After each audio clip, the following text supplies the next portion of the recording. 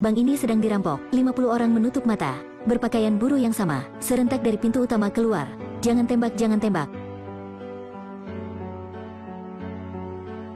Polisi mengepung para orang itu, tapi tak tahu harus tangkap siapa. Siapa baru yang merampok, tidak bisa membedakan. Mereka sedang melakukan misi yang sempurna. Beberapa orang kerjasama merampok bank di New York, sampai akhir tak ada yang ditangkap. Sampai si tersangka adalah siapa polisi juga tidak tahu. Lagi pula yakin Anda tidak berpikir sampai pistol yang digunakan merampok itulah mainan. Ceritanya terjadi di sebuah bank di New York. Sebuah bank dengan skala tidak besar. Semuanya antri untuk berdagang. Semuanya biasa begitu. Waktu itu beberapa orang berpakaian montir datang. Tenang masuk bank. Mereka memakai tas besar, tas kecil dilatih dengan teliti. Tindakan pertama waktu masuk, itulah tutup mata, tutup pintu. Setelah itu angkat pistol. Semuanya terbaringlah. Keluar tak boleh tekan tombol alarm. Perampok hanya menggunakan beberapa menit pendek, sudah bisa mengendali bank. Si pemimpin mengumpul orang, mengantrinya, staf bank satu lini. Mengancam semuanya berkumpul kunci dan HP. Sandra takut ikut katanya. Begitu prosesnya berlangsung, sampai ke manajer bank sudah berhenti. Dia menolak berkumpul HP-nya. Si perampok tanya, di mana HP-mu? Manajer jawab, aku lupa di rumah. Si perampok setelah dengar langsung membidik pada muka manajer. Di mana HP-mu? Aku sudah bilang aku lupa di rumah.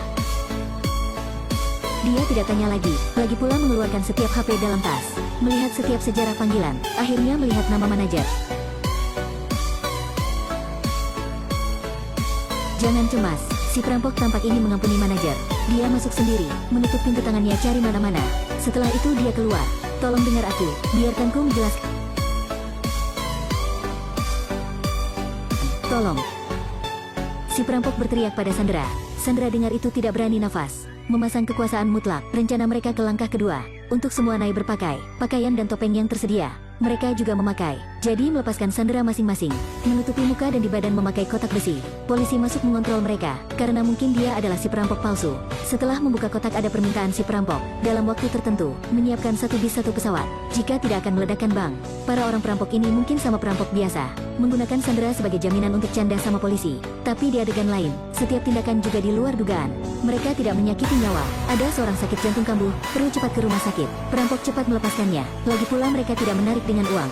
Melihat tumpukan obligasi di bank, juga tidak peduli. Melihat lemari ada harta berharga, juga dengan tenang keluar. Ketika ke gudang bank, melihat benda-benda ditumpukan. Mereka tampak puas. Terlalu sempurna ya. Kelompok perampok dengan gigi tinggi merampok bank, tapi tidak dengan cara biasa untuk berjalan. Tidak merampok uang juga tidak membunuh orang. Juga menolak membahas sama polisi. Tujuan sebenarnya mereka mungkin adalah sesuatu lebih bernilai daripada uang. Si pria botak inilah ahli pembahas, tapi dia tidak bisa tahu apa yang dilakukan para perampok. Sekarang dia sebagai duduk di atas api. Karena tak lama lalu ada kasus tentang narkoba. Dia tidak berhati-hati menghilangkan cek senilai 140.000. Sedang diselidiki. Lagi pula dia sedang tunggu untuk naik pangkat. Ragu-ragu tak tahu harus gimana. Tekanan sebagai gunung di bahu. Bahkan dia tidak bermampu membeli cincin. Kasus bank ini adalah sempat mendapat jasa. Hasilnya sudah masuk jalan buntu. Aku ingin membahas samamu. Senang bertemu denganmu. Si perampok tidak pedulinya. Tolak berbicara. Presiden bank mendapat kabar banknya dirampok. Waktu awalnya dia tidak peduli, karena uang dengannya hanya angka. Tapi ketika dia tanya cabang mana, asisten berkata bank cabang ke-32. Mukanya dengan cepat berubah. Dia diancam sampai lembut kaki. Ya ampun. Dia dengan cemas memanggil, tapi panggilan ini bukan kepada polisi, juga bukan kepada pengacara, bahkan bukan kepada perusahaan asuransi, tapi memanggil seorang wanita. Dia dipanggil Putri Putih, Putih Hitam, jaringan hubungan di seluruh New York. Tak ada apa dia tidak bisa lakukan. Hanya beberapa menit sebelumnya, dia membantu cucu Bin Laden membeli rumah di New York. Si pria tua berkata sama perampok bahwa merampok uang tak apa-apa, tapi jangan menyentuh brankas asuransi. Dalamnya ada rahasianya, sebuah rahasia tak boleh terbuka.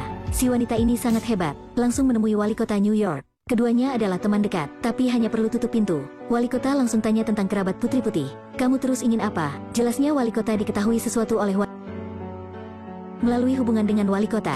Dia dengan sukses mengikuti menyelidiki kasus. Memanggil polisi naik mobil dan ke tempat kejadian bersama. Menyuruhnya buka pintu belakang. Polisi adalah orang benar, menolak dengan serius. Dia tersenyum lalu, berjanji akan naik pangkat dan naik gaji untuk polisi. Sambil mengatasi masalah penghilangan ceknya. Waktu itu si polisi terdiam, dengan taat membiarkannya masuk bank. Waktu masuk bak dia berkata sama si perampok. Dia langsung masuk masalah. Pada waktu hal ini belum berjauhan. Dengarku, aku akan mengatur untuk kalian. Paling banyak hanya 3 tahun dipenjarakan. Waktu keluar aku akan memberi 2 juta dolar. Syarat ini tampak terpikat, tapi si perampok menolak. Si perampok memberinya dokumen rahasia, merupakan yang dalam bank si pria tua. Merupakan rahasia besar dalam brankas asuransi. Dalam brankas itu ada banyak batu tak berharga. Waktu Perang Dunia Kedua, dia berdagang ilegal mendapat banyak uang. Dia bekerja sebagai menjual jiwanya. Ada karir keuangan sebagai sekarang. Si perampok berkata, kata-kata bohong dan rahasia jahat akan terungkap. Hanya bisa menyembunyikan satu momen. Tidak bisa menyembunyikan selamanya, dia tidak bisa membahas lagi. Si polisi membahas sendiri saja. Dia masuk bank melihat Sandra sangat aman. Langsung mengancam polisi bisa masuk kapan mereka akan tidak bisa melawan. Tapi perampok lebih pandai. Berkata sama polisi mereka sangat pandai hukum. Sandra belum mati, polisi tidak boleh berisiko. Polisi marah menggunakan cara menantang. Kamu berpikir dirimu pandai begitu, kenapa tidak berani keluar dari pintu utama? Si perampok dengan lembut jawab, aku akan tunggu, aku menyiapkan bagus semuanya dulu. Akan keluar dengan resmi. Polisi marah kembali markas. Langsung berkata si perampok tidak berani bunuh orang. Ingin pesawat dan bis hanya untuk memperpanjangkan waktu. Belum selesai laporkan, para perampok menelpon. Ingin kamera merekam pada pintu bank. Apa yang dia ingin? Waktu merampok bank. Jika Sandra sesegera dibunuh, jua berarti, bel sinyal pertarungan dengan perampok digema. Semuanya dengan cepat menyiapkan untuk pertarungan. Tapi si polisi ini merasa ada apa tidak baik. Tiba-tiba satu pikiran datang. Dia ke kotak besi dikirimi para perampok pada awalnya. Melepaskan 2 kulit luar, dalamnya pasti ada mesin penyadapan. Anjir, inilah perangkap. Dia dengan cepat menelpon meminta hentikan semua kegiatan. Tapi semuanya sudah terlambat. Kotak besi yang dikirimi perampok itulah mesin penyadapan. Tidak boleh, kita harus serang. Anjir, para perampok juga mulai bertindak. Bom diledak di mana-mana. Semua sandera berlari jadi satu lini. Polisi dasarnya tidak tahu siapa perampok siapa sandera.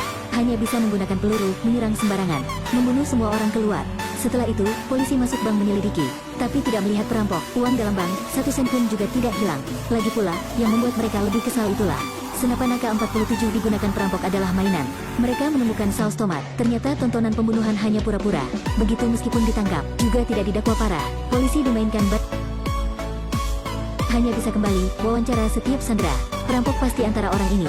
Semuanya belum pernah melihat muka para perampok. Lagi pula para perampok sudah masuk antara sandera. Menyelidiki beberapa hari, polisi tidak menemukan apapun. Atasan menemui si polisi tanya, tak ada orang mati, tak kurang uang, juga tidak menemukan para perampok. Udahlah menutup kasus ini saja. Tapi si polisi tidak dia menemukan petunjuk dalam informasi dari bank. Dalamnya ada brankas nomor 392. Puluhan tahun ini tidak bisa didaftar dalam dokumen.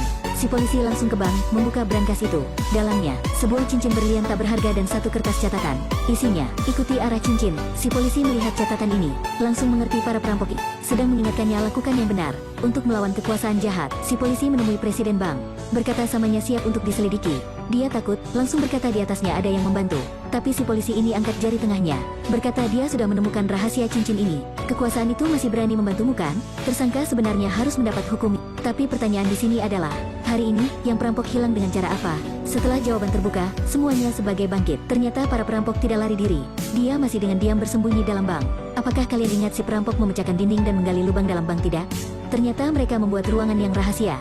Membuat satu ruangan di belakang rak. Lubang ini untuk mereka mengatasi keperluan. Inilah lubang yang bagus. 1 minggu kemudian, para perampok dengan diam keluar. Tepat waktu ketemu polisi botak sedang menyelidiki. Karena si perampok sangat percaya diri, membuat si polisi tidak bisa menyadari. Sampai di rumah, si polisi dengan senang. Setelah itu memasuki tangan pada saku, mendapat sebuah berlian. Ingat lagi orang hari ini dia tersentuh. Bentuk badan itu, suara itu, bukan adalah si perampok kan? Dia sebenarnya terwujudkan katanya, dengan resmi keluar bank. Bagus, cerita berakhir di sini. Tidak hanya sebagai film kejahatan biasa, dia tidak ada hujan peluru. Tak ada pertarungan antara jahat dan baik, tapi melalui semuanya detail, senang, gugup dari awal sampai akhir, dan dipertahankan sampai waktu berakhir. Dari awalnya, perbedaan antara 3 pihak ditunjukkan dengan jelas, polisi, perampok dan para kaya. Dalam hati setiapnya ada pikiran jahat masing-masing. Bahkan si polisi paling benar, juga tidak bisa melewat godaan kekuasaan. Ketika dia menyentuh berlian yang si perampok sengaja masuk, dia tidak merasa takut, sebaliknya sangat bahagia. Dengan nama judul Nagen Ganda, nama asli film ini Inside Man lebih bagus. Artinya itulah, si sembunyi di dalam. Jelasnya berarti menyarankan para si perampok sembunyi dalam ruang rahasia, sambil, untuk menunjuk mainan kekuasaan ini. Para orang dengan penampilan mulia ini, sebenarnya adalah para agen ganda dengan 2 tangan berdarah. Para kaya berkat lakukan rendah untuk mendapat uang, menjadi jaringan kekuasaan yang kuat tak bisa terpecah. Setelah itu baru mengatasi seorang perampok, selanjutnya ke seorang polisi. Para orang menjual jiwanya akan tidak pernah berdamai. Betul dengan kalimat dalam film ini, Anda semakin ingin terlepas dari dosa, Anda akan semakin habis kuat dan aku akan tangkap Anda. Juga berarti, aku akan menangkapmu awal atau